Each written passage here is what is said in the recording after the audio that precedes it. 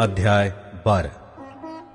तब एक प्रेमी पुरुष इकट्ठा होकर सापोन को जाकर इप्तह से कहने लगे, जब तू अम्मोनियों से लड़ने को गया तब हमें संग चलने को क्यों नहीं बुलवाया?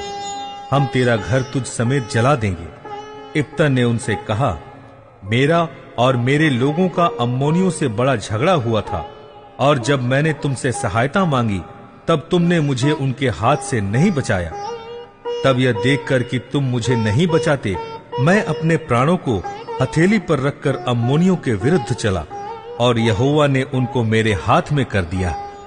फिर तुम अब मुझसे लड़ने को क्यों चढ़ आए हो? तब इप्तह गिलाद के सब पुरुषों को इकट्ठा करके एप्रैम से लड़ा। एप्रैम जो कहता था, हे गलादियों, तुम तो एप्रैम और मनश्शे के बीच रहने वाले एप्रैमियों के भगोड़े हो। और गिलादियों ने उनको मार लिया, और गिलादियों ने यरदन का घाट उनसे पहले अपने वश में कर लिया। और जब कोई एप्रैमी भगोड़ा कहता, मुझे पार जाने दो, तब गिलाद के पुरुष उससे पूछते थे, क्या तू एप्रैमी है? और यदि वह कहता नहीं, तो वे उससे कहते, अच्छा शिब्बोलेत कह। और वह कहता, सिब्बोलेत, क्योंकि वह उसका ठीक से उच्चारण नहीं कर पाता था। तब वे उसको पकड़कर यरदन की घाटी पर मार डालते थे। इस प्रकार उस समय 42,000 एप्रैमी मारे गए। इप्तह 6 वर्ष तक इज़राइल का न्याय करता रहा। तब इप्तह गिलादी मर गया, और उसको गिलाद के किसी नगर में मिट्टी दी गई। इब्सान, एलोन और अब्दोन के चरित्र। उसके बाद बैतलहम का निवासी इब्सान इज़राइल का न्याय करने लगा।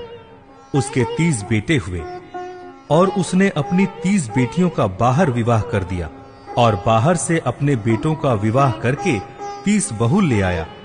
वह इज़राइल का न्याय 7 वर्ष तक करता रहा। तब इब्सान मर गया, और उसको बैतलहम में मिट्टी दी गई। उसके बाद जबूलूनी एलोन इज़राइल का न्याय करने लगा, और वह इज़राइल का न्याय 10 वर्ष तक करता रहा। तब एलोन जबूलूनी मर गया, और उसको जबूलून के देश के अय्यालोन में मिट्टी दी गई।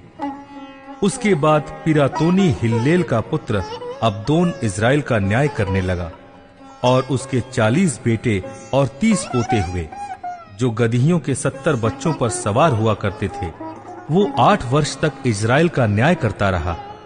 तब पिरातोनी हिल्लेल का पुत्र अब्दोन मर गया, और उसको एप्रैम के देश के पिरातोन में, जो अमालेकियों के पहाड़ी देश में है, मिट्टी दी गई।